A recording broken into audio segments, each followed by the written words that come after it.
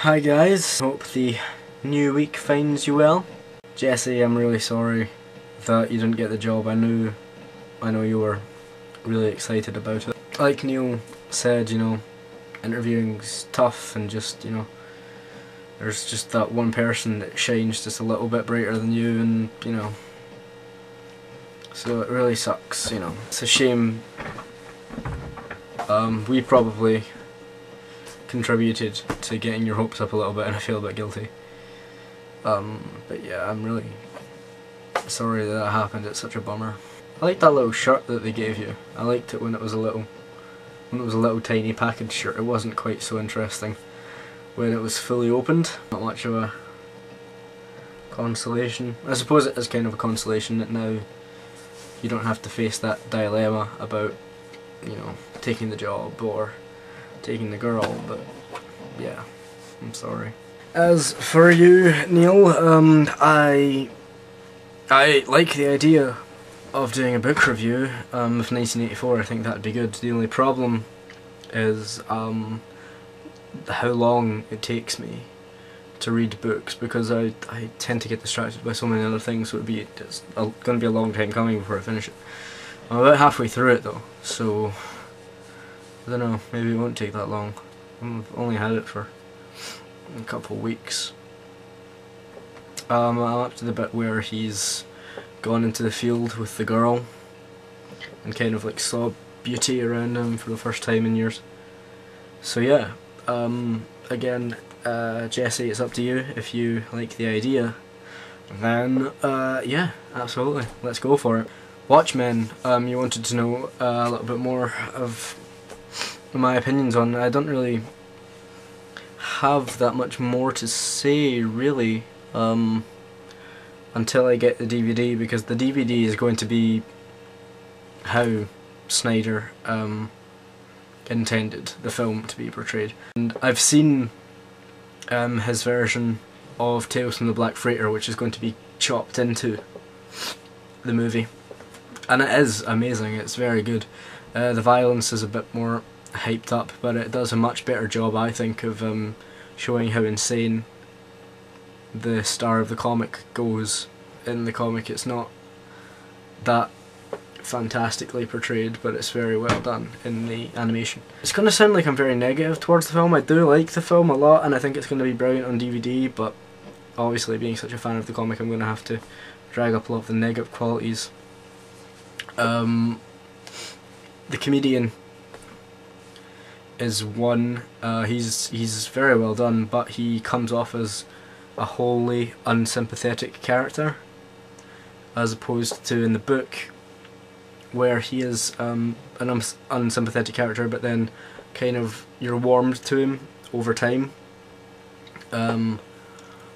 When he has a really hard time talking to Laurie, his daughter, things like that, you do warm up to him over time, and you realise that although he's done terrible things, he's not entirely evil.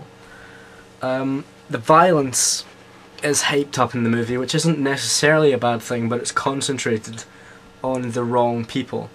Night Owl, Laurie and Dr. Manhattan are incredibly violent in the movie, and because they're incredibly violent, it takes away from the fact that the comedian and Rorschach are so violent. There's not that much violence in the comic, really. There's a couple of fight scenes, but they tend to be quite subdued. Whereas the comedian shoots the pregnant woman in the stomach, Rorschach goes about breaking fingers left, right and centre, but that's obviously not tame in the movie, but it's not as extreme when everybody surrounding them is also as violent. There's a couple of little things, like the fact that they don't explain what Bubastis is, which is fine for us three because we know what Bubastis is, but I was like constantly aware, because I was with Jordan, who hasn't read the graphic novel, that he just comes out of nowhere and it's not explained what he is and people won't get it. A lot of the subtlety is toned down, which really annoyed me. The fact that they're called the Watchmen instead of it being a kind of metaphor for like who polices the police and stuff like that. In the comic, of course, Watchmen is never mentioned, and even the graffiti "Who watches the Watchmen" is never fully shown. There's not one instance in the entire comic book where the word Watchmen is shown fully.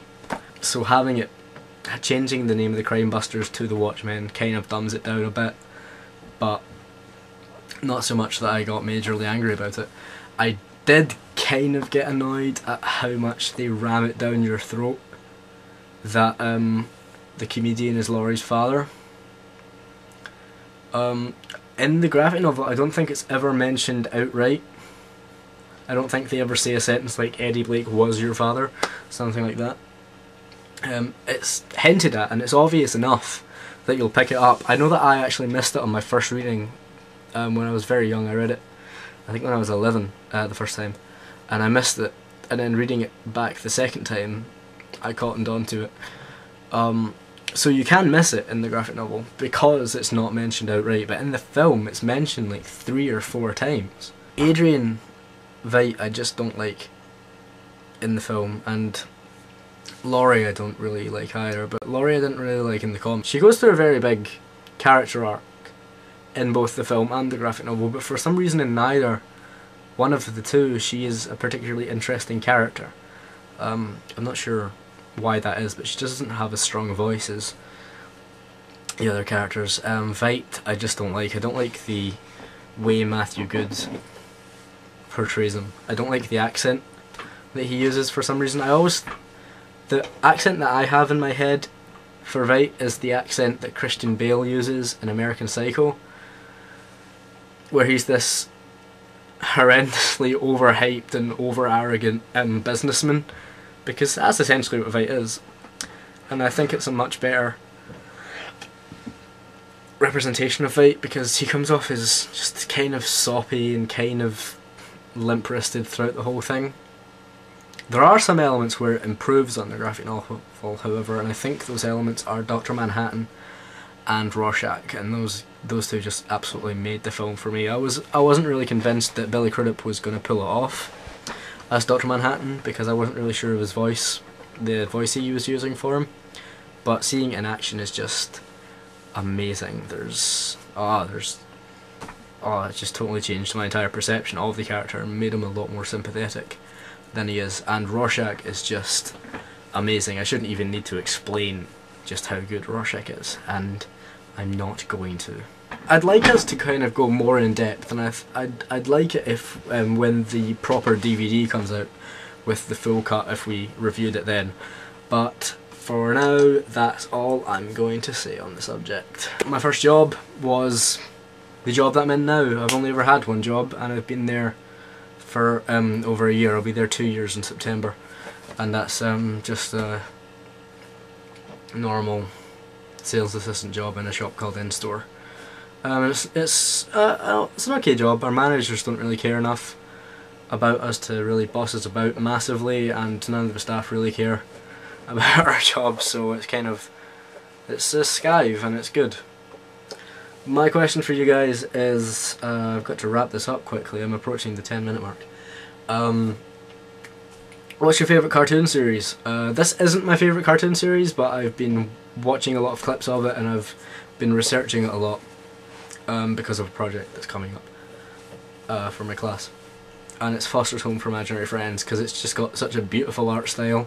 I adore how it's animated. It's animated in Flash and it looks gorgeous.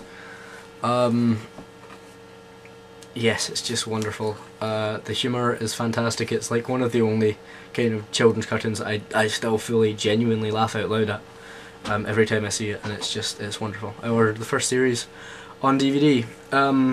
Yes, so that's my question to you. Also, one last point that I've just got to try and get in there before my time is up. I'd like to, if possible, change my suggestion for the next movie review. I know I suggested What's Eating Gilbert Grape, but I'd much rather do Buffalo 66 with Vincent Gallo. If either of you have already ordered or already own Gilbert Grape, then that's fine, we'll do that, but if neither of you have, can you please mention, and we'll do Buffalo 66. That's all. Goodbye.